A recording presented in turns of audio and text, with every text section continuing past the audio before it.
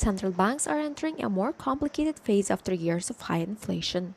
Policymakers are weighing the timing of interest rate cuts, the need to keep inflation expectations under control, and the use of new digital tools without weakening financial stability. That agenda brought central bankers, economists, and international financial institutions to Tashkent for the first Monetary Policy Dialogue Forum. There have been repeatedly shocks for the last 5 years, and that is why lessons learned from these shocks and experience and sharing of experience is absolutely very important.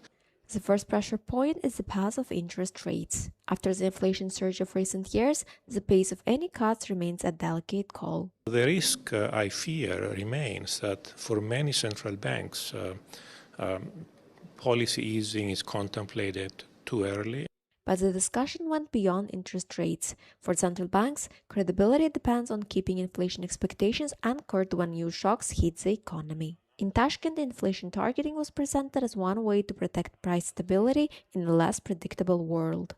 A framework that works very well, in my view, is inflation targeting.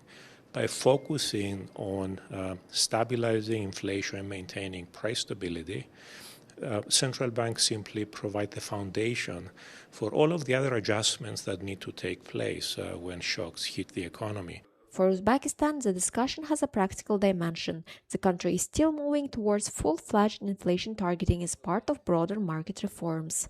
Figures presented at the forum showed inflation falling from nearly 20% in 2018 to 5.5% in May 2026. Inflation expectations have also declined from an average of 20% to about 10%.